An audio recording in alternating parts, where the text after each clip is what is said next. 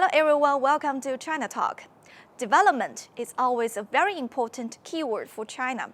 And recently, forum focused on development, China Development Forum, was held in Beijing.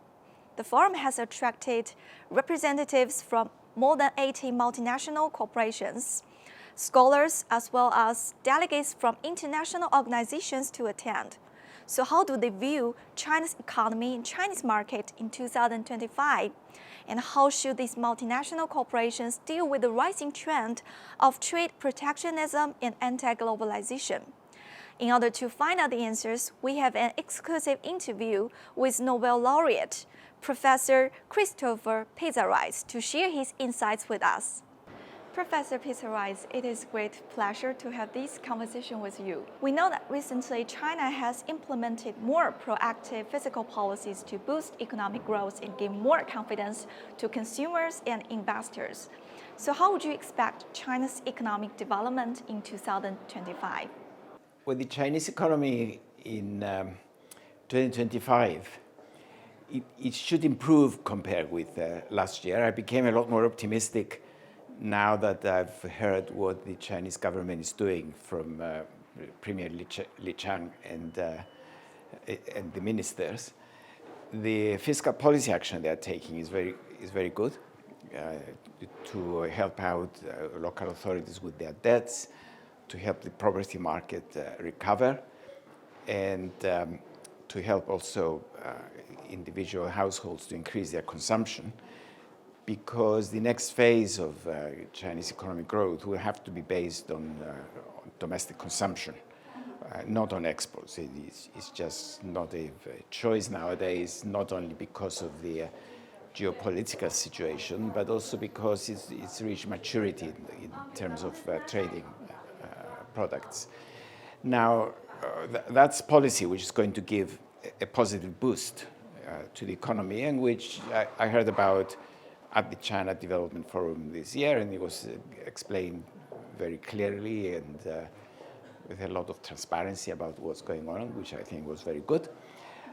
But what's as encouraging was what was said in the speeches about the very, very recent Chinese data that we from outside wouldn't have been able to see, whereas they know what it is, which is mainly that all the aggregates about consumption are up compared with last year, that during the Spring Festival there was a lot of travel within the country, there was a lot of spending, that businesses are switching to green technologies and they're spending a lot on that, and that's good development both for increasing spending, but also for environmental reasons.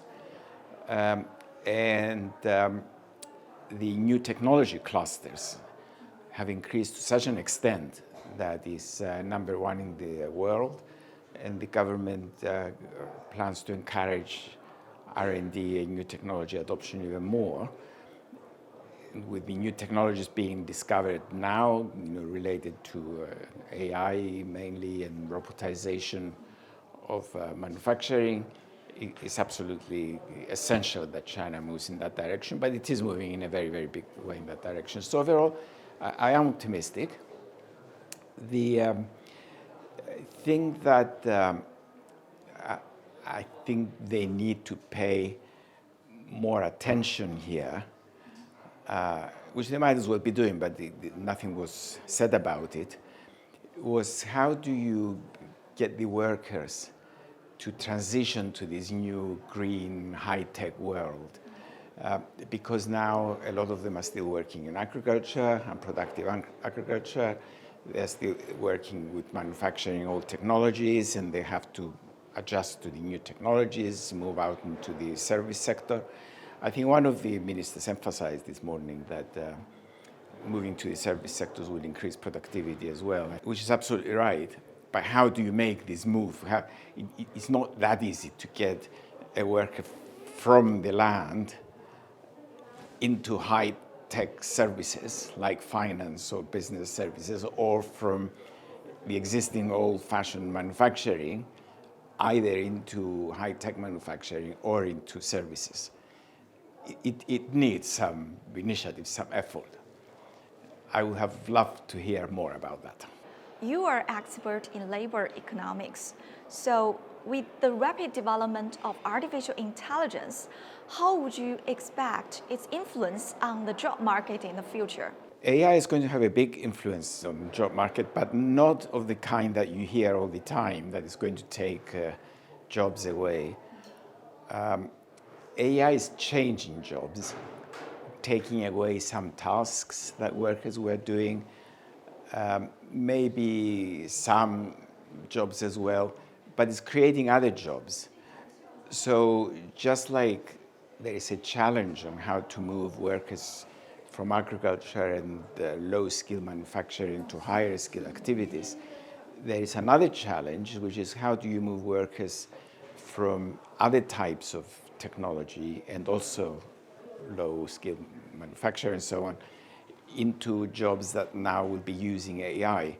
The way I see AI developing almost anywhere that's been applied so far was in augmenting human labor in new ways. So suddenly you have this new technology that is with you, and you need to learn how to use it, just the techniques of it, but you also need to learn where to apply it so that it's more effective and you become more productive. And that's the big challenge that labor markets are facing, and that's how they are changing. You should never worry that we might get mass unemployment because AI and robots will be doing our job. That will never happen, because new jobs will be created all the time. So it means that companies should offer some trainings to the workers so that they can adapt to the new jobs. They absolutely need training. In my view, the best way of providing training is through big companies. We visited one big company here yesterday, and you could see that they had excellent opportunities to train workers into the new technologies that they were adopting and they were doing. More and more companies should be doing that. We know from work done in the United States that something like 2 hours a week of training would be needed, and that the training should be owned by the worker, by which we mean the worker should feel that they are doing that training because it would improve their own situation, not because the boss said do that training. If they take it as an order from above within the company, it will not succeed. It has to be done in a collaborative way.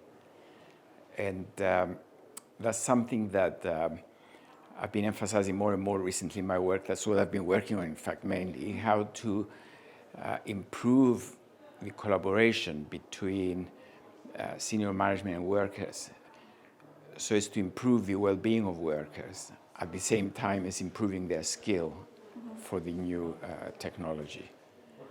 Well-being is very important for the worker, not only because that should be an objective for any economist or any business person to improve the well-being of those working with them, but also because well-being brings happiness at work and brings willingness to work more and willingness to learn more and therefore adapt to the new technologies. And in today's world, with the rising trend of anti-globalization and trade protectionism, multinational companies face many challenges. So do you have some suggestions for them? How should these companies tackle with these challenges and not only survive, but also thrive? My suggestion is to those who are causing the deglobalization and the geopolitics just to give up on it and become more collaborative. And then everyone will be happier if they become more collaborative. I mean, unfortunately, we see politicians using the economy for their political aims, which is completely wrong.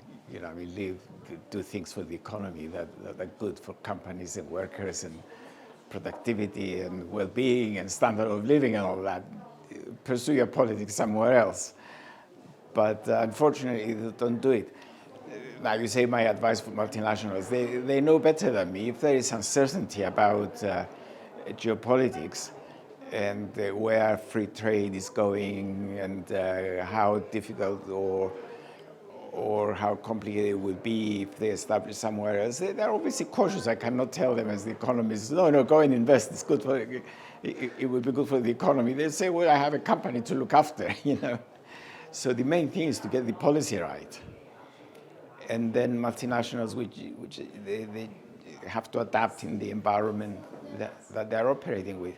It's good to see so many heads of multinationals. I was looking at a bit earlier with all the names that you can think of are there of multinationals. It means there's a lot of interest in China.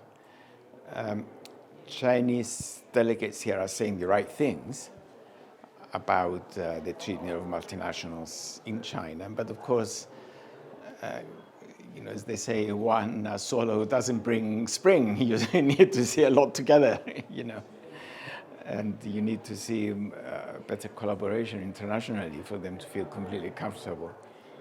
But it's good to hear all these positive things here, and I hope they materialize. Okay, thank you, Professor, for accepting our interview and bringing us very insightful ideas.